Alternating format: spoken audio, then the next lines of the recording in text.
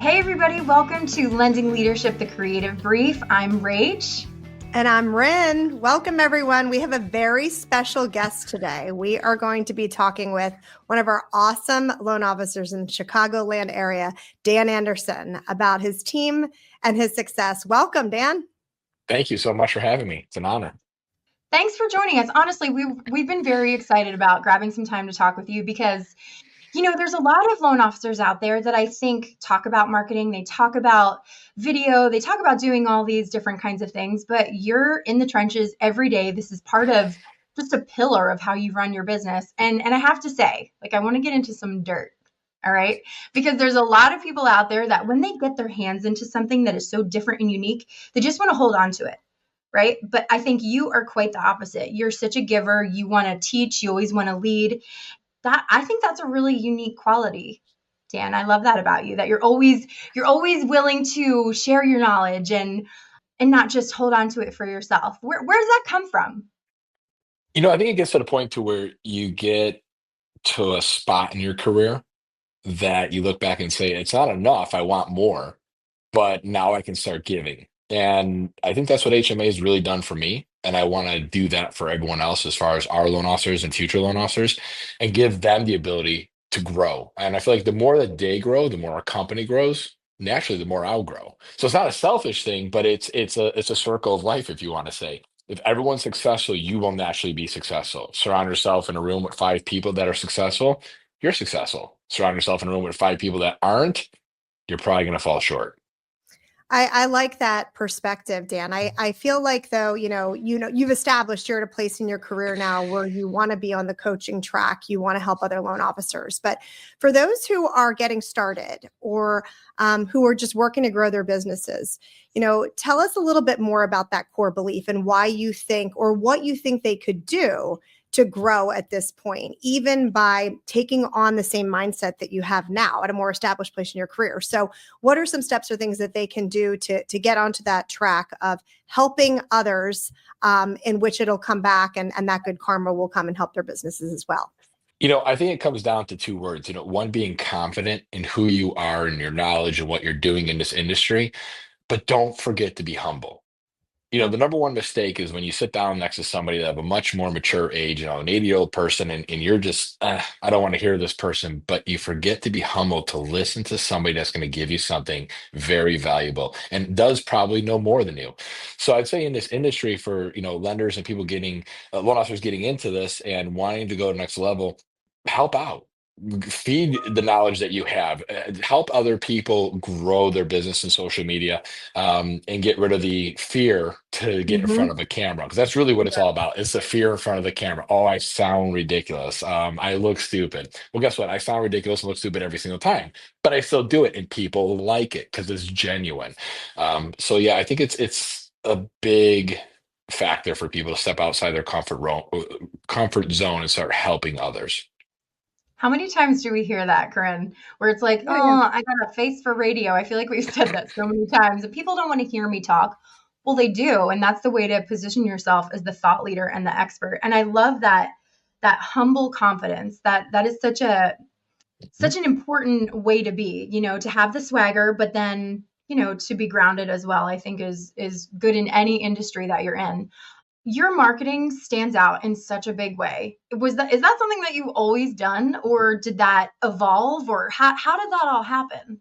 A little bit of both. So, it started to grow over the years. I've been doing this for 15 years. And really, when we brought Margaret in, oh my gosh, 12 plus years ago, our marketing went to the next level. And we always tried to be the GQ of mortgages. And that's actually, agents would say that just by having a different standard, a different look, really being professional. Doesn't necessarily mean full suits or any of that, but just really doing a good job and looking good. And a lot of that, I would say, Margaret has been a huge asset for. And then we took that, and when social media became what it is, and we should have started doing it a long time ago, and it's also never too late to start. But social media allowed us to be in front of our clients, be in front of our agents, in front of other referral partners on a more consistent basis. And that just took us to the next level. And I feel like how we tailor our marketing and what we do on social media has a little bit of fun. As you see, JV is extremely creative, being the cash king especially. And I guess he's got a new thing he's working on right now. He just told me about props and stuff. So I'm like, oh boy. And Oh, I now can't wait. he's very confident. He won't even tell me what it is. He's like, we're just filming. I'm like, oh boy. So I want to back up 1 second, and then yeah. we'll dive into the video and the creative and all the good stuff. But I want to hit upon the part where you gave Margaret some props, Mhm. because I think it's important for our listeners to know, especially some of our loan officers that might be close to that breaking point where they're considering hiring an assistant or considering looking at some outside marketing consulting to just get them over that line to that next level.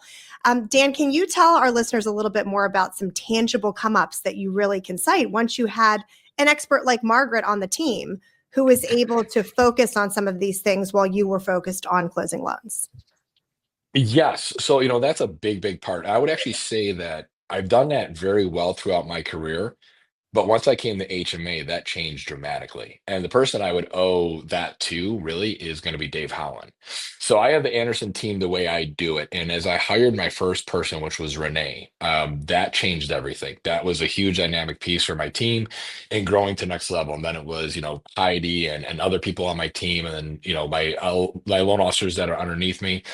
Each time you step outside and hire someone, it allows you to perfect yourself and grow and get in front of your referral partners more and do more things to grow the sales aspect. And that was like with Margaret, right? As soon as I stopped handling brokers opens and open houses and can I get a flyer and I mean, I'm sorry, I'm Mm-hmm. a loan officer, I'm not a marketing person.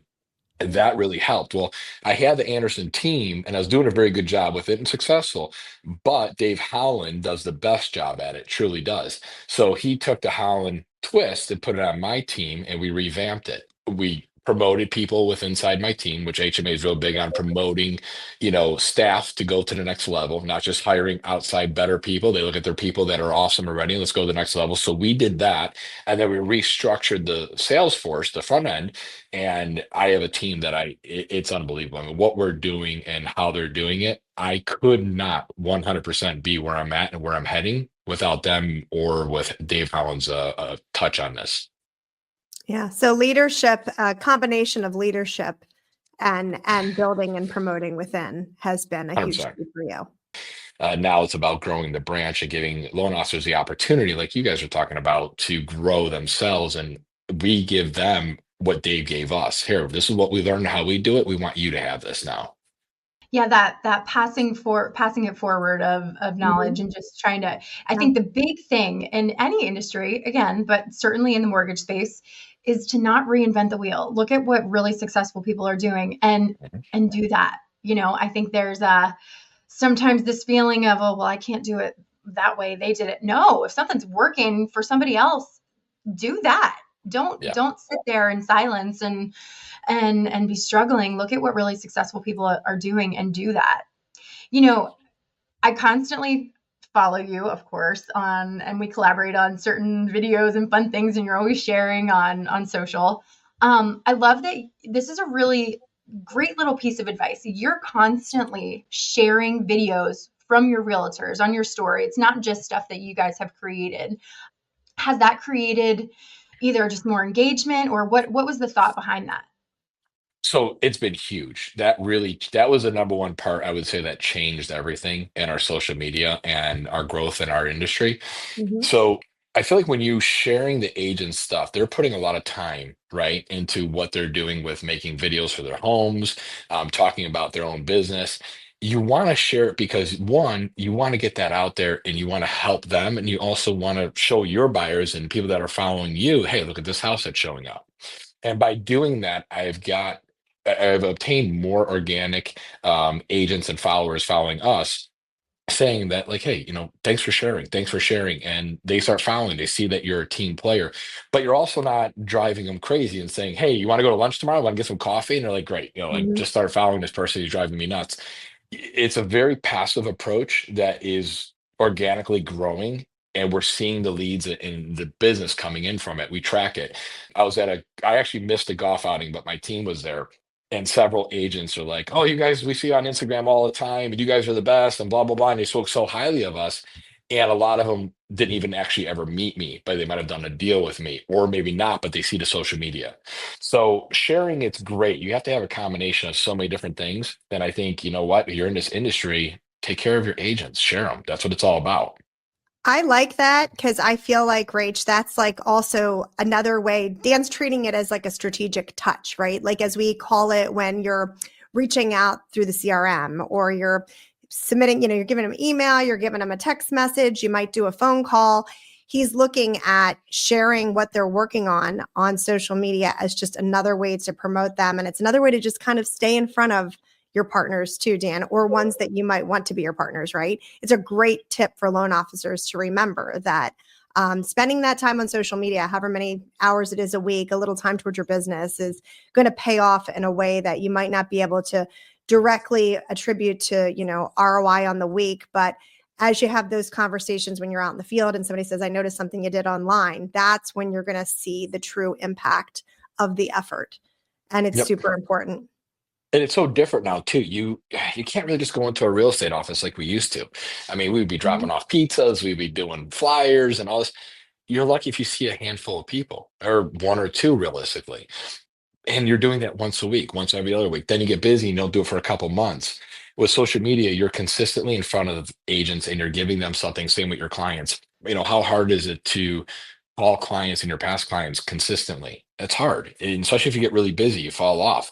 By doing the social media, you're staying in front of them. They're engaging. They're watching you. When it comes time to refinance or grow to a bigger home or downsize, they're like, oh, I see Dan all the time, and Dan's doing better. Dan's growing. His team's doing great. And again, people like successful people and people that are doing a really good job and have, an obscene amount of reviews. The company alone has over 10,000 5-star reviews. It says it on our branch. That's huge. I mean, if a client can't see the confidence in the company alone just by 10,000 5-star reviews, then there's no winning that client. It is just what it is. You know what, Dan, you bring up such a good point, and I've heard you use this word a couple of times now. Consistency. Everybody listening, it's consistency. You can't just post one or two times or go really strong for 2 months and then it's not working and give up. It's the consistency. It's every day. And making this part of your business plan, not just have it be a fun little hobby. Like this Yep. is part of your business. And I think a lot of times, maybe spouses or other people might look at you and think you're on your phone all the time. I'm not speaking from personal experience, but maybe.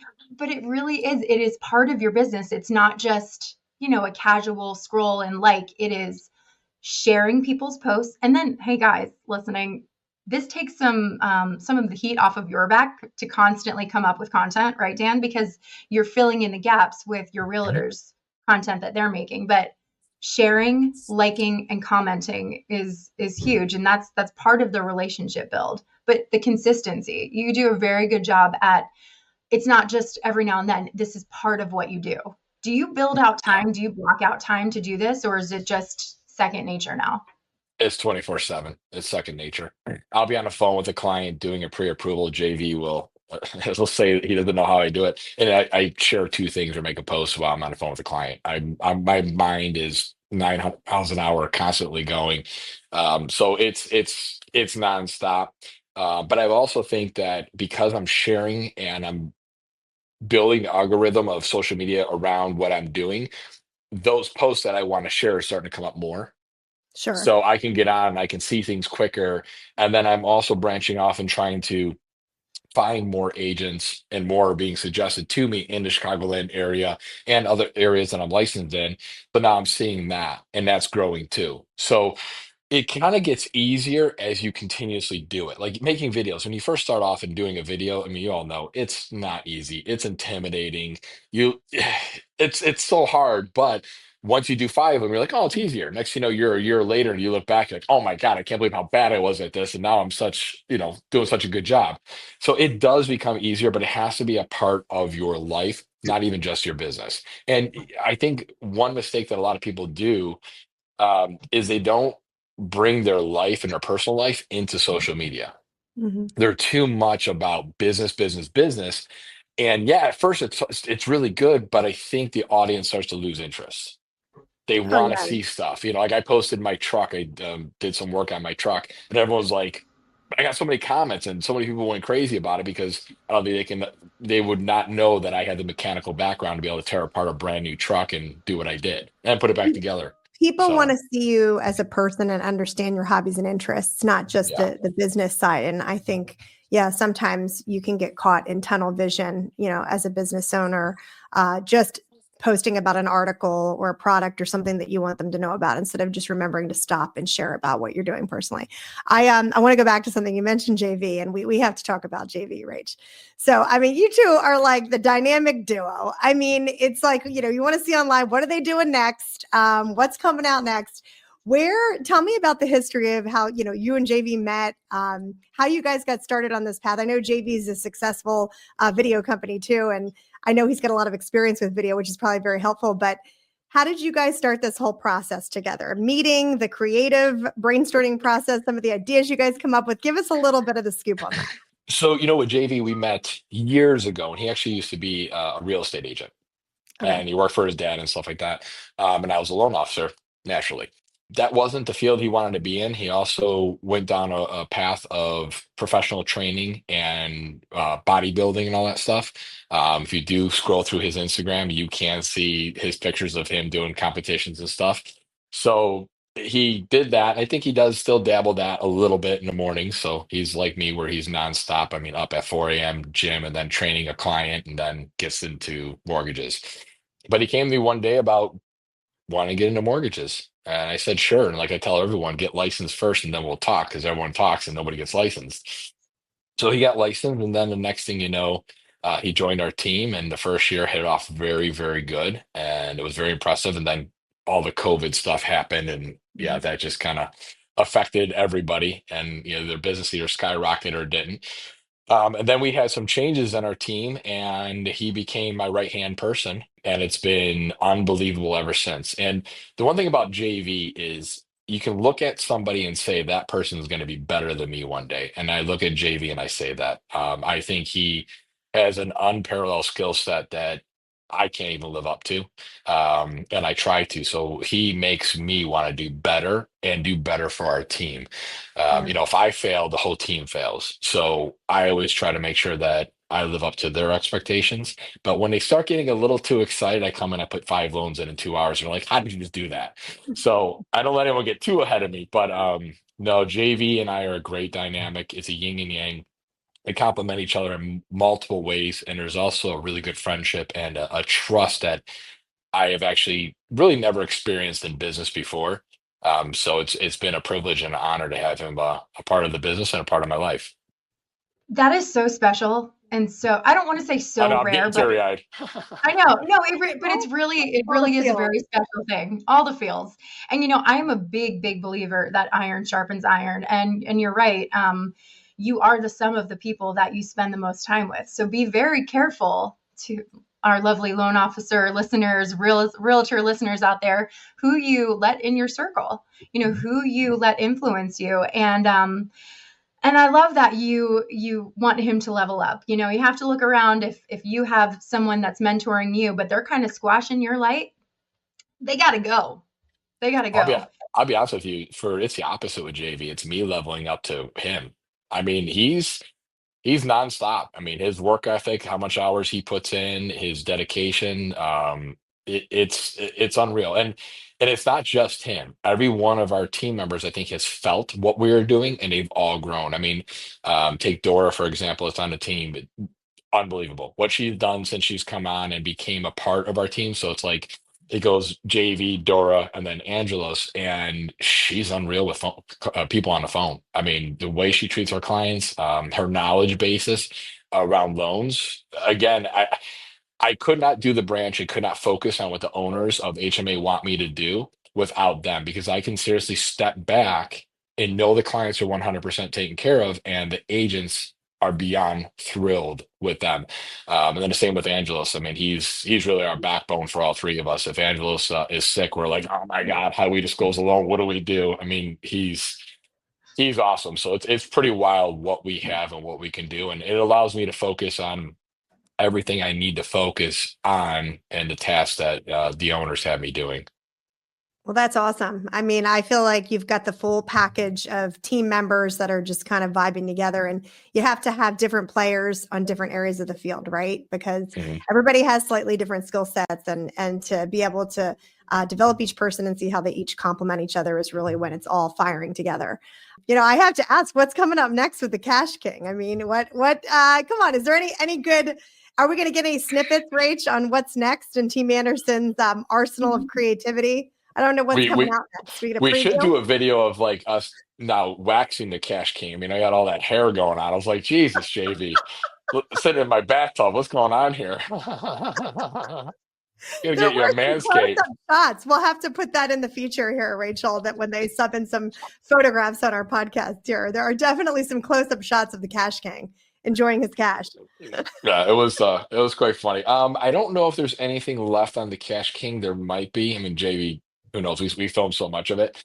But supposedly there's a whole new thing he's got going on that we're gonna start filming next week. And then today I'll be doing some filming for myself. I haven't posted in the last couple weeks. Mostly, this is my favorite time of the year with snowmobiling, so it takes away a little bit. So that's why, again, your life is going to alter of your freedom of what you can do. So you have to have different content, which is your team members posting, you're sharing HMA stuff, you're sharing realtor stuff, you're sharing fun things, motivational stuff. And I post the motivational stuff not to be that person that's a motivating type person. I just posted of it's like it, positive thoughts, positive way of thinking, and hopefully people enjoy it. I think they do. And I think people can see through very quickly if you're trying to be someone you're not. If you're trying to look at other influencers or other people in the mortgage space and say, oh, well, that's working for them, so I'm going to do that too. You really have to be authentic to the things that are important to you. Let people get to know you, your family, and Dan, you do such a great job of that. Final takeaway here. I'm very curious for any loan officer who's listening who wants to elevate their brand. What's the first step you think they should take? Because I think a lot of times we look at this marketing space that is a very big umbrella, and there's so many things underneath: social media, print materials, events, just really there are so many different categories. It can be very overwhelming. So what do you think is a really good first step? First up is design a brand that will be very organic in your growth and giving to everyone else. So the Anderson team has always been very giving in charity and giving into helping our agents, giving into giving the best deal to our clients, giving the best rate. Um, Giving, just simple as that. That's why we have our golf outing every year to give back. Anything you do in this industry, or I think in any industry, if you want people looking at you and want people to use you, you have to be genuine. You have to have an organic feel around you because nobody wants to feel like they're being sold. I don't want to feel like I'm being sold. So we never sell any of our clients ever on any product. It's all based on facts, but give back. Just be there to help everyone else grow. And I think naturally your brand will grow because people want to be around you. So my biggest thing is giving. I love that. I feel like that's a great way for us to kind of wrap a little bit, if you agree, Rach. Giving is always a way to not only feel like you're doing something for others, but you can just see a direct impact that you make on their lives and others around them. So I absolutely love that, Dan. I think that's great. And on that note, I feel like this has been quite an awesome interview. I Thank hope you. I hope everybody got something out of it. And for all of you out there, please like, subscribe, share all the good things, and definitely follow Team Andersen because these guys are creative as heck. I mean, they're just a lot of fun to watch. It's not just about mortgages, it's about having fun, which you'll clearly see if you're not checking them out already. Thanks, Absolutely. guys. Thanks, Dan. Thank you so much. Appreciate it. Thanks, GQ of Mortgages. Bye.